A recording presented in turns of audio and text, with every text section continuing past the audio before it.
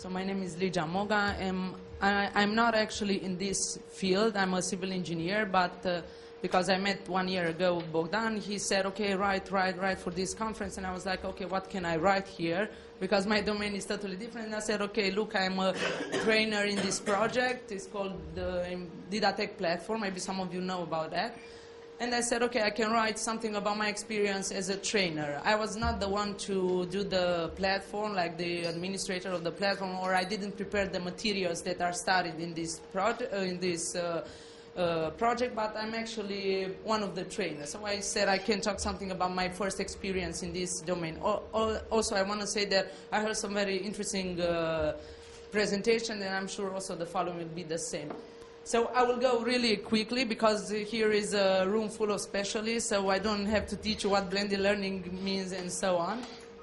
So as I studied, I observed that there isn't one clear definition of blended learning. There are several definitions, some of the ones that I mentioned in my paper.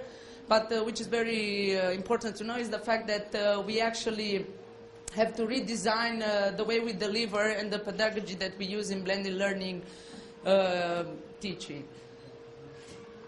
There are some, let's say, 4 main parts of the blended learning structure: the teacher, assistant instructor, the web-based training, of course, computer-based training, and also the traditional training. And these all 4 parts will give us the blended learning, which will be student-centered. So I presented in my paper very shortly the Untitled platform. Okay, this Untitled platform offers the collaboration between 900 academic staff from 10 universities. The implementation technology is SharePoint, which actually ensures the collaboration through a platform. And let's say the shift in mentality is the fact that we don't work anymore with emails or PDF, Excels. All the materials that we work with are in one place. So the author, or on the platform, the course author has the ability to of content and document management, to create, to publish, to administrate courses, and also the student to access these materials.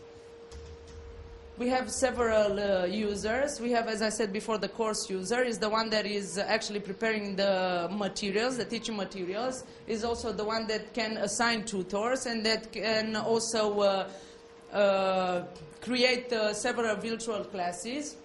We have the tutor. The tutor doesn't have the ability to change the teaching materials, but can change different let's say properties of the virtual class, can give deadlines, can make the calendar, can assign the students, and so on.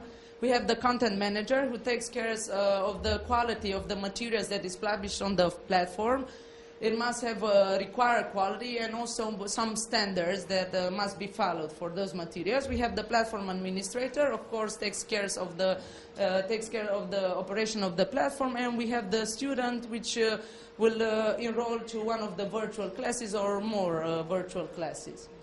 These are the 4 main components. The first one, the management component. We have, as I said before, the course author, and we have here the workspace of a new course. The course author can establish how many modules, which means courses, will that course have, how many laboratory seminars or tutorials, can give a description regarding the class, and of course other required informations. Here we have the interface of the workspace class. As I said, we have modules which are courses, and in this case laboratories and projects. Then we go further. We have the tutor. As I said, tutor here can change some of the features of the class, but cannot change the teaching materials. We have the tutors assigned for the class, and we have, of course, the students that are enrolled in the tutor's class. The students, as I said, he can enroll in one class from its university, or he can, and from its domain, but he can also enroll in, let's say, in courses from other domains which are interesting for him, for example. But a tutor or a course author can see the the profile of the student and can decide if we'll accept or not the enrollment of the student. Of course, we have the communication component with the various facilities. And the management presentation of teaching material and the evaluation component. The evaluation component is very important. We have online published questionnaires that are visible in the virtual class for the student evaluation, and also the results are automatically displayed after the students have finished the questionnaire. So there are some additional components. We always need the feedback in order to know how was the quality of the delivering and of the pedagogy that was implied by the academic staff. We have the monitoring in order to see the activity on the platform. We have the audit and the reporting component, which we can also see how the daily users or the daily, as I said before, activity on the platform. And we have the search facility. The search facility, it depends on the user. So the results are given depending the user that searches, I don't know, an information on the platform. So let's say my small study was, I had to take care of 12 from the 60 participants. So we have 2 stages. We have the first stage is with 60 participants, and now is the second stage with 100 participants. In the first stage, I had the 2 academic staffs from my faculty of civil engineering, and I wanted to see which are their real feelings regarding this blended learning approach, because it's different to have in communication technology like maybe computers, yes, to have this blended learning approach, but in civil engineering it's totally different. So I mentioned here some positive aspects. They like very much the fact that they had an update on technological aspects.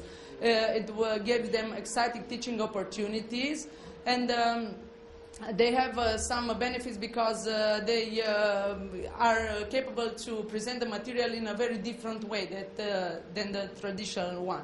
But for negative aspect, it was the fact that some of them don't have the confidence that the technology will work, and also some of them are very resistant. They don't consider that the blended learning is needed or will have a positive effects on students. And I will try to finish some conclusions, and the main ones is the fact that I consider that till we will implement and the platform will begin, let's say, its operation with students, I think that the academic staff will need continuous training regarding the technology, you know, so I mean to be up to date, because as we see, technology is moving very, very fast, and they need the help in order to transform their materials from traditional one to blended learn, because some of them don't understand what it means really to transform the traditional ones, and they said, okay, I transform my course materials, but actually they were just the same with the traditional one. There was nothing different, but they didn't understand the fact that the student or the participant is totally different than the one that we have in our traditional classes. And of course, the perception will be very much influenced about the impact that the blended learning will have on students. Yes, and after, let's say, after our first real example with students, I will be able to summarize more conclusions. Okay, thank you.